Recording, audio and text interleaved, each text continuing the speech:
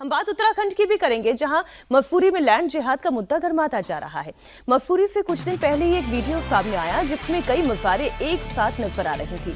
अब हिंदूवादी संगठनों ने अवैध मज़ारों के खिलाफ हल्ला बोल शुरू कर दिया है। हिंदू संगठनों का आरोप यह है कि मसूरी के कई इलाकों में अवैध मज़ारों का निर्माण किया गया। ये सब लैंड जिहाद की साजिश का हिस्सा है।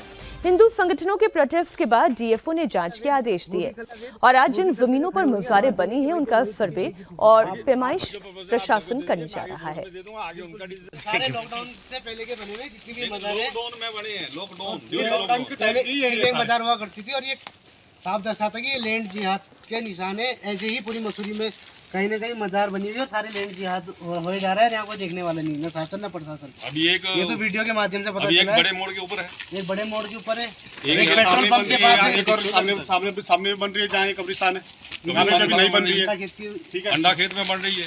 अंडा खेत में मस्जिद के साथ एक और कमरे बन रहे हैं वहाँ पे। प्रशासन देख ही रहा कुछ भी, तो हमें तो करना पड़ेगा कुछ।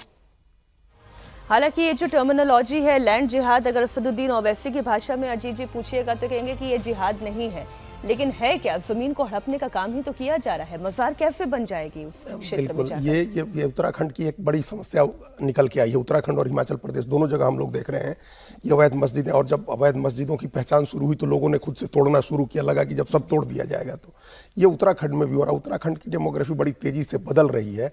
हालांकि वहाँ ये चीज़ें सबसे ज़्यादा सुनने को मिल रही हैं। एक तो क्या ये जिहाद शब्द इतना पॉपुलर कर दिया है नेताओं ने। अब ये लैंड जिहाद तो हम लोग को सामने दिख रहा है, लेकिन अभी पीछे आपने देखा मुख्यमंत्री ने खुद कहा कि तूक जिहाद हो रहा है, तो नकल जिहाद हो रहा है। पहले क्लब जिहाद का चल रहा था। ये इस तरह के मामले जो हैं। नहीं, लेकिन ये जो आपने कहा ना डेमोग्राफी की बात, किसी बड़े व्यक्ति ने मुझे ये कहा कि आप इस बात पर कोई संशय मत रखिए जो मैं कहने जा रहा हूँ, आने वाले 20-25 सालों में हो सकता है वहाँ की डेमोग्राफी पूरी तरह से बदल जाए।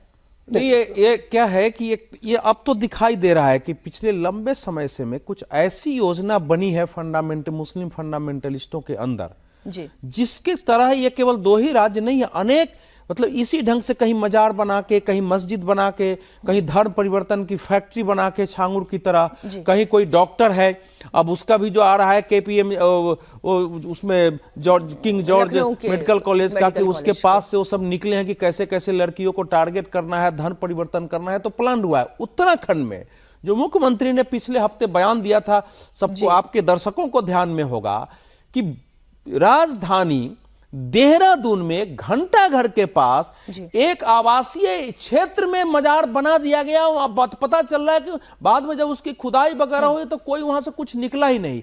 बताया गया है कि करीब 600 ऐसे मजार वहां तोड़े गए। सुनो ध्यान से, 10,000 एकड़ जमीन मुक्त कराए गए हैं। 10,000 एकड़ उत्तराखंड जैसी जगह में।